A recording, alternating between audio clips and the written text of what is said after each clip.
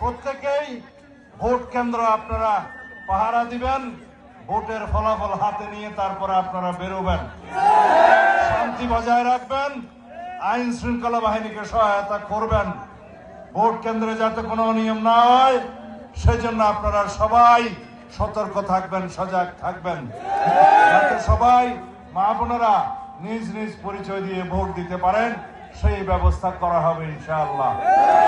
বিগত 16-17 বছর আপনারা শান্তিতে স্বাধীনভাবে মুক্তভাবে ভোটাধিকার প্রদান করতে পারেন না, ভোটাধিকার প্রয়োগ করতে পারেন নাই। ইনশাআল্লাহ এইবারের ভোটাধিকার প্রয়োগের মধ্য দিয়ে বাংলাদেশের নতুন যাত্রা শুরু হবে, শক্তিশালী গণতন্ত্র প্রতিষ্ঠা হবে ইনশাআল্লাহ। আমাদের সকলের অধিকার নিশ্চিত হবে দেশের জনগণের। আর কোন ভোটের অধিকারের জন্য, তত্ত্বাবধায়ক সরকারের জন্য, বৈষম্য নিরসনের জন্য কোনোদিন রক্ত দিতে হবে না এই বাংলাদেশে। সেই রকম একটা বাংলাদেশ বিনির্মাণে আসুন প্রত্যেকেই আমরা নিজ নিজ ভোটাধিকার প্রয়োগ করি, কেউ ঘরে বসে থাকবো না। আজকের এই গণমিছিল এখানেই সমাপ্তি ঘোষণা করছি। ব্লক দিয়ে সব শক্তিশালী ভাবে নির্মাণ করা হবে। সালাম।